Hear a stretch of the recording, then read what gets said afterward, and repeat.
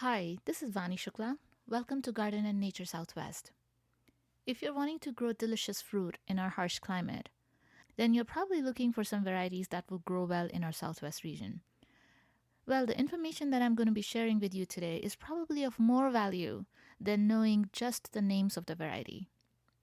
What we really need to know is what are the characteristics of a plant or a variety that make it thrive in our area, in our harsh climate. Also, what are some of the important things that we need to be aware of in our own growing conditions, in our own garden? A lot of times, the same variety might work in your neighbor's yard, but it may not work in yours. And that is why it is important to know what is it in your own microclimate, in your own soil, that might help a fruit tree grow well. So in this episode, I'm going to be explaining about chilling requirements of a fruit tree, about cold hardiness, also some important information about your own growing conditions that will help you select the right variety. And another important thing, what is the right time to grow fruit trees in our area? This is different for different fruits and also differs from the rest of the country in the northern climate. So let's start with what do we mean by chilling requirement of a fruit tree and why is it important to know? So the fruits that we grow in our region need to be exposed to cold temperatures once they become dormant in the winter. And they require these cold temperatures to be able to grow better in spring, to have healthier leaves and more blooms and a better quality of fruits.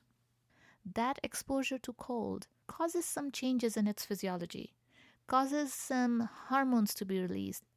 If it is not exposed to the amount of cold temperatures it requires, then it may not have good quality of fruit. So, what exactly, how much cold temperature are we talking about? For the purposes of chilling requirements, we're talking about less than 45 degrees Fahrenheit. That's how a chilling requirement of a plant is calculated. So, for example, if the label says chilling requirement 850 hours, that means that plant requires at least 850 hours of temperatures that are below 45 degrees.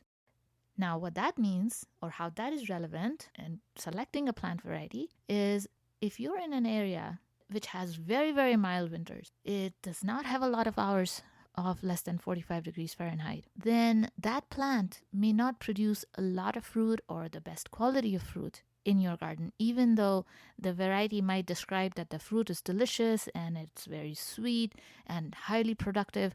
So what we are looking for, especially if you're in a climate that has very mild winters, then fruit trees that are less than 300 of chilling hour requirements usually do well in our desert climate in the southwest. Now, that is not true for all the southwest area because there are many areas, there are many pockets in the southwest that are in higher altitude, higher elevation deserts.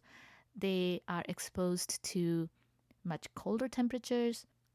So how do you find out how many hours of less than 45 degree Fahrenheit does your area get? How many days of less than 45 degrees? So what you could do is check that information in the National Weather Service website. In the Google search, just type National Weather Service and type the name of your city. And what will open up will be the average temperatures, the minimum and maximum temperatures for each month. And you can take a look at the winter months and just count the number of days that are less than 45 degrees. Now, those are number of days. But then when we are selecting the plant varieties, we are talking about chilling hours, not days. So let's say if a variety says 400 hours, and it might seem a lot, but it is actually not a lot. If you have 30 days, even 30 days of less than 45 degrees temperature, then approximately in one day, 10 hours of less than 45 degrees. For 30 days, that would be 300 hours. So probably in a month and a half, you might be able to meet the chilling requirement of a variety that says 400 chill hours. Now, another small thing that might help you select an appropriate variety is also to look at what wholesale nursery was that plant grown in. When you go to your local nursery, the plants often will have two different kinds of labels. One would be placed by the local nursery, and it usually would have just the name of the plant. You might find another label that has a lot more information in very fine prints. And that label also will have the name of a nursery. And usually it's the wholesale nursery that has grown the plant. So that is the label you want to look at. And then you can just quickly Google the name of that nursery and see where it's located. If it shares the same kind of climate, then you're okay. Right from the beginning, if a plant grows in an area that is similar to yours, then plant has better resistance. It will be able to tolerate your climate better. And I'm going to be explaining in a bit what is cold intolerance and how we need to be aware of that as well.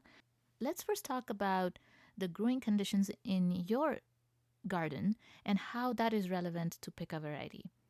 And the easiest example to give is the example of a blueberry plant. Any blueberry, whatever the variety, even if the variety is listed for Southwest, even then, in general, blueberries require acidic soil. And as you know, most of the areas in the Southwest have very, very alkaline soil. Especially if you're in a low elevation desert, you're going to find very alkaline soil. Now, in that situation, even though a blueberry variety has been selected for Southwest, it is going to have a hard time growing in an alkaline soil. You will have to monitor its growth very closely. So it is going to require a lot more work. Or I should say, it makes it very difficult to have delicious blueberries. The plant might survive, it might struggle, it might have more pest problems. And when it does fruit, it might have not a good tasting fruit. So we have to be prepared for that. If you have raised beds, then have a lot of compost added to those beds. Provided rainwater if you can, because our city water supply is often, again, very alkaline. So blueberry is an example of fruit that requires really high acidity. And we're talking about between 4.5 and 5.5 pH. In general, most of the fruits require acidic soils, but not as acidic as blueberries. But there are some plants, like pomegranates, that can tolerate even towards alkaline soil. Not really alkaline, but a little bit towards alkaline, up to a pH of 7.5 or so. So if you're just starting a garden and the area that you're going to grow it in has just had maybe grass or has not grown any edible plants or does not have much organic matter for whatever reason, then the chances are that soil is going to be alkaline. Now, do you really have to check the soil pH? No, not necessarily. In general, we do know that Southwest, desert areas, all of them, we are dealing with alkaline climates. If you are getting an annual rainfall of less than 10, 12 inches, you are very likely in an alkaline environment. So that is important to know. Now, the next step is to increase that acidic environment for any kind of fruit tree that you're going to be growing. And the best way to increase it is not by chemical fertilizers, because that is not going to be giving you a stable level. It is not going to be giving you a lasting, balanced level of pH. What you want to do is increase the soil acidity and fertility by adding natural organic matter. Compost is the best way and the easiest way to do it. Also, equally, very, very important to know is that your soil condition, what you are starting with, is not going to be static. It is going to be evolving over time. So that is very optimistic, and that is a very good thing, because even though we start with a very alkaline soil, over time it will improve. Yes, it is not going to be as acidic as let's say in a forest environment. However, it is going to be enough where we can enjoy delicious fruit. As the organic matter continues to be added, more life develops, and life underneath the soil is very important for your plants to utilize the organic matter that you're providing them. So you might add all sorts of things, but if the soil is sterile, which naturally is, again, most of the times, our desert dry soils are not rich in microlife. As you keep adding the organic matter, the life in the soil will continue to get richer, and that is what will increase the availability of nutrients to your fruit trees. And you will find that after the first year, second year, third year, the quality of your fruits get better and better. So the next thing I want to talk about is the cold intolerance. And again, not to be confused with the chilling requirements of a plant that we discussed just a little while ago. So the cold intolerance is super important to know in our climate. in Southwest, we know we can grow a wide variety of fruit. The fruits that naturally grow in a Mediterranean climate, we can grow a lot of those. We can also grow some selected varieties of even tropical fruit. And also we have the selection of other fruits like apples and cherries, pears, peaches, plums, etc. What we want to know is how hardy, that's the term that is used, is how hardy is a plant? How much cold can it tolerate? This information in the label you will find as the cold hardiness zone, or it would say the plant is cold hardy to whatever zone. So, what is that cold hardiness zone? So, the USDA defines various cold hardiness zones based on the minimum average temperatures in the winter. And you'll be able to find your cold hardiness zone on the USDA website. So, just Google USDA cold hardiness zone, and the page that pops up will ask for your zip code. Once you type in the zip code, it will tell you what is your USDA cold hardiness zone. Now, how is it important to select a variety? Let's say there's a variety of fig you're choosing or olive tree, and it says cold hardy to zone 9. And let's say you are living in zone 8. Now, the lower the number of the zones, the colder it gets there. So zone 9 has warmer winters or milder winters compared to 8. So if a plant cold hardy to zone 9 means it probably will not be able to tolerate the temperatures that you get in zone 8. So for zone 8, you are going to be selecting a variety that either says cold hardy to zone 8 or even the lower zones, because if you find a variety that is cold hardy to zone 5, then that variety will tolerate your winters extremely well, because even if it's a year where you get unusually cold winter, it still will be able to tolerate it because it was cold hardy to zone 5. That is why knowing about cold hardiness of a plant and cold hardiness zones is very important in selecting that variety. So if there's a little bit of difference in the zones, it still might work, but that information is again important, because if you're in zone 8A and you're buying a plant that is cold hardy to zone 9, that means you need to prepare to give that plant extra protection during winter time. You also need to know how big that plant is going to get, because if it becomes a big tree, you may not be able to cover it with frost cover.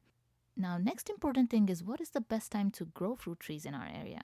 Most of the nurseries and the garden centers and the big box stores have fruit trees available in spring. And we have always heard that, okay, the best time to grow plants is spring. We all know that. However, this is not a universal thing for all plants. Some plants and trees will do well when they are started in fall rather than in spring. And that is true for fruit trees, most of the fruit trees in our area. Not all fruit trees, but most of the fruit trees in our southwest region, especially if you're in low desert, low rainfall, high heat, then again, it is even more important to start fruits in fall. Why?